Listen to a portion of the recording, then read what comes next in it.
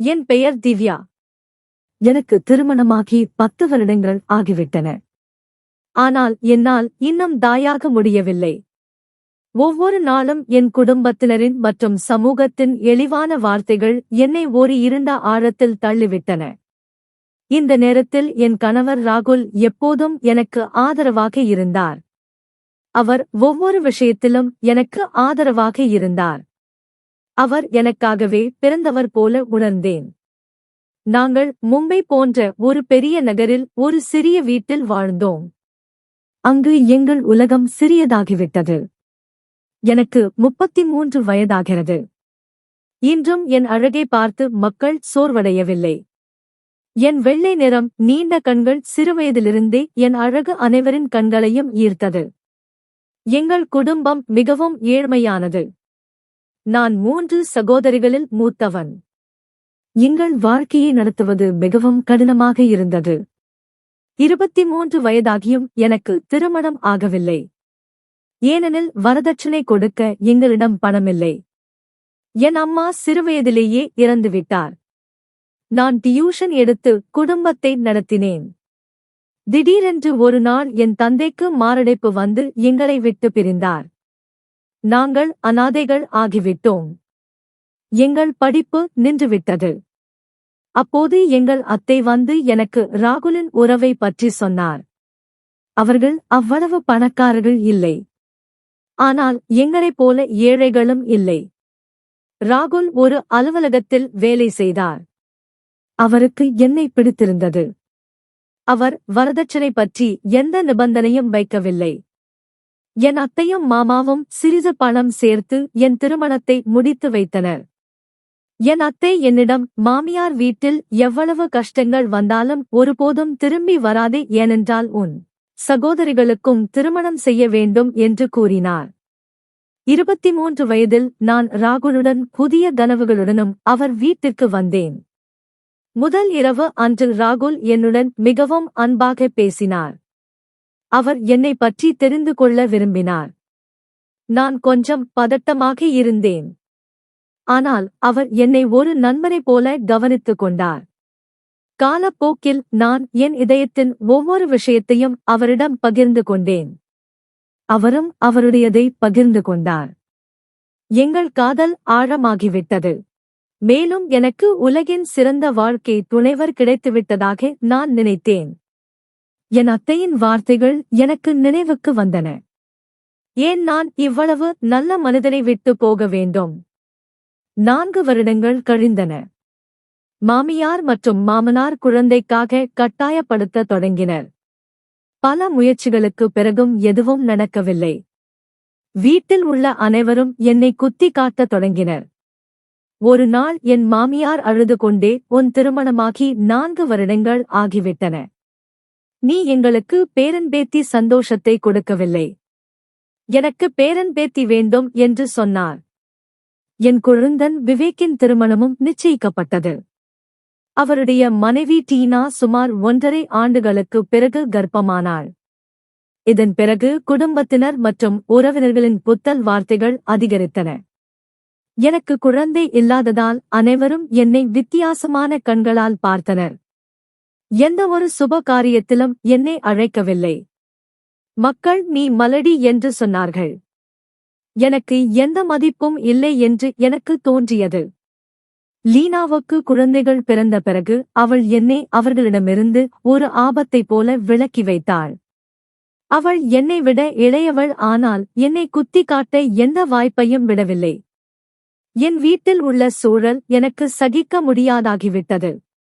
டீனாவுக்கு 2 குழந்தைகள் பிறந்திருந்தாலும் அவளுடைய நடத்தை என் மீது மாறவில்லை. ஒரு நாள் நான் குடும்பத்தின் குத்தல் வார்த்தைகளால் மனமுடைந்தபோது என் மாமியார் கோபமாக, உனக்கு திருமணமாகி 11 வருடங்கள் ஆகிவிட்டன. இப்போது ராகுலுக்கு வேறு ஒரு பெண்ணை தேடுவோம். இந்த மலடியை வீட்டை விட்டு வெளியேற்றுவோம் என்று கூறினார். அவர்கள் சுகுணா என்ற பெண்ணுடன் ராகுலுக்கு திருமணம் நிச்சயித்தனர். என் அத்தையின் வார்த்தைகள் எனக்கு நினைவுக்கு வந்தன. எது நடந்தாலும் திரும்பி வராதே. என் அத்தை என் எல்லா சகோதரிகளுக்கும் திருமணம் செய்து வைத்திருந்தார். நான் எப்போதாவது தொலைபேசியில் அவர்களுடன் பேசுவேன். அத்தை என்னை பலமுறை சிகிச்சை எடுத்துக்கொள்ள சொன்னார். நான் மருத்துவரிடம் சென்றேன். பல சோதனைகள் செய்தேன். ஆனால் ராகுல் ஒருபோதும் அறிக்கையை காட்டவில்லை. என்னில் பிரச்சனை இருக்கிறதா அல்லது அவரிடமா என்று எனக்கு புரியவில்லை. பின்னர் ராகுல் தன் தாயிடம், அம்மா, நான் சுகுணாவை திருமணம் செய்ய மாட்டேன். நான் ரியாவை மிகவும் நேசிக்கிறேன். என் வாழ்க்கை முழுவதும் அவளுடன் தான் இருப்பேன் என்று கூறினார். எனவே நான் இந்த வீட்டை விட்டு ரியாவை அழைத்துச் செல்கிறேன் என்று கூறினார். முழு குடும்பமும் அதிர்ச்சி அடைந்துவிட்டது. ராகுல் என்னிடம், நான் என் கடைசி மூச்சு வரை உனக்கு ஆதரவாக இருப்பேன். சாமான்களை எடுத்துக்கொள் என்று கூறினார். நாங்கள் இருவரும் சாமான்களை சேர்த்து மும்பையிலிருந்து தூரத்தில் உள்ள கோவாவில் ஒரு வாடகை வீட்டிற்கு சென்றோம். அந்த வீட்டின் உரிமையாளர் 35 வயதான ரவி என்ற மனிதர். அங்கே இடம் மாறிய பிறகு அவர் என்னை வித்தியாசமான கண்களால் பார்ப்பதாக உணர்ந்தேன். அவர் என்னை தலையிலிருந்து கால் வரை உற்று பார்த்தார். ராகுலும் ரவியின் நடத்தையில் சில அசாதாரணமானதை கவனித்திருந்தார். முதலில் ரவி எங்களுக்கு வீட்டில் குடியேற உதவினார். ஆனால் மெதுவாக அவருடைய பார்வை மாறியது. ராகுல் வீட்டில் இல்லாதபோது ரவி ஜன்னல் வழியாக என்னை பார்க்க முயற்சி செய்வார். எனக்கு பயமும் பாதுகாப்பின்மையும் ஏற்பட்டது. பின்னர் ரவி மெதுவாக ராகுலுடன் நட்பு கொண்டார். ஒரு நாள் ரவி ராகுலிடம், நான் இந்த வீட்டில் தனியாக வாழ்கிறேன். என் மனைவி இறந்து 4 வருடங்கள் ஆகிவிட்டன. நீங்கள் வாடகை கொடுக்க தேவையில்லை. நான் விரும்புகிறேன். நீங்கள் ஒவ்வொரு மாதமும் வாடகை கொடுக்க வேண்டாம். மாறாக நான் உங்களுக்கு ஒவ்வொரு மாதமும் பணம் தனியாக கொடுப்பேன். நீங்கள் எனக்காக சமைத்து தந்தால் போதும். எனக்கு சமைக்க தெரியாது. வெளியிலிருந்து சாப்பிட்டால் உடல்நிலை மோசமாகி விடுகிறது என்று கூறினார். ராகுல் ஏற்றுக்கொண்டார். ஏனெனில் அவருடைய பெரும்பாலான பணம் வாடகைக்கு சென்றது. அவர் வாடகை மிச்சமாகும், சில பணமும் வரும் என்று நினைத்தார். இதன் பிறகு ரவி தினமும் கிட்டத்தட்ட 3 முறை எங்கள் வீட்டுக்கு சாப்பிட வர தொடங்கினார். ஒரு இரவு ரவி ஒரு மது பாட்டிலுடன் வீட்டிற்கு வந்து ராகுலிடம், வா ராகுல் என்று விருந்து கொண்டாடுவோம் என்று கூறினார். ராகுல் என்னையும் கலந்து கொள்ள சொன்னார். நான் ஒருபோதும் அது அருந்தியதில்லை. ஆனால் அவர்கள் வற்புறுத்தியதால் நான் ஏற்றுக்கொண்டேன். போதையில் எனக்கு என்ன நடந்தது? 11 வருடங்களின் துன்பத்திற்கும் குத்தல் வார்த்தைகளுக்கும் பிறகு நான் அந்த தருணத்தை வாழ விரும்பினேன். நானும் நடனத்தில் சேர்ந்து கொண்டேன். நாங்கள் மூவரும் நிறைய நடனம் ஆடினோம். நடனம் ஆடும்போது ரவி மெதுவாக என்னை தொட முயற்சி செய்தார். அது எனக்கு மிகவும் வித்தியாசமாக தோன்றியது. ஆனால் நான் அதை கவனிக்கவில்லை. ராவிலும் எதுவும் சொல்லவில்லை. மாறாக அவரும் இந்த சூழலை அனுபவித்துக் கொண்டிருந்தார். இந்த வித்தியாசமான உறவு எனக்கு மட்டுமல்ல, அனைவருக்கும் இருந்தது என்பதை நான் உணர்ந்தேன். ரவி என்னை ஒரு வித்தியாசமான கண்களால் நெருங்கிக் கொண்டிருந்தார். ராகுல் என் அருகில் நின்று அதை ஏற்றுக் கொண்டிருந்தார். ஒரு நாள் ராகுல் வீட்டில் இல்லாதபோது ரவி மதிய உணவுக்கு வந்தார்.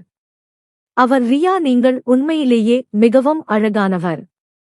இத்தகைய மனைவி கிடைப்பது ஒரு பாக்கியம். ராகுல் மிகவும் அதிர்ஷ்டசாலி என்று கூறினார். என் மனம் பதட்டம் அடைந்தது. நான் அமைதியாக இருந்தேன். மெதுவாக 11 வருடங்கள் ஆகிவிட்டன. ஆனால் இன்னும் குழந்தை இல்லை.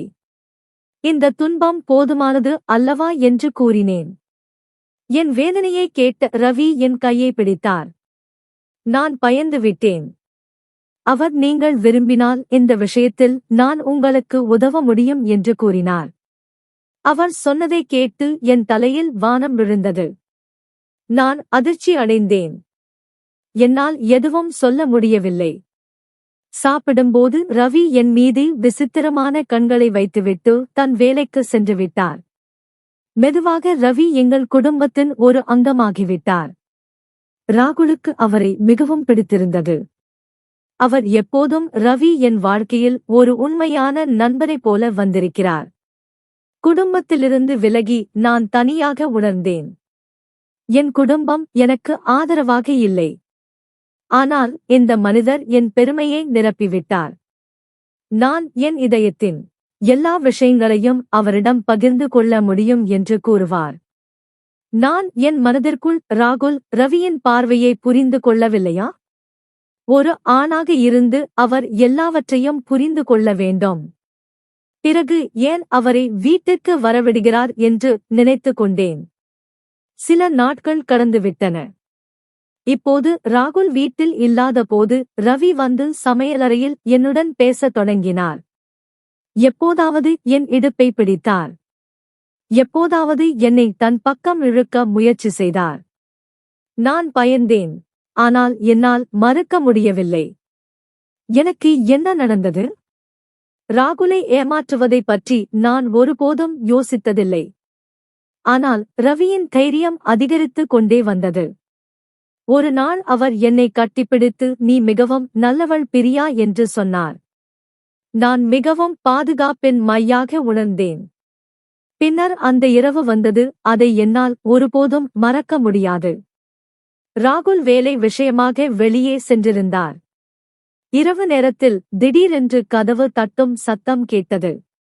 நான் கதவை திறந்தபோது ரவி நின்றிருந்தார்.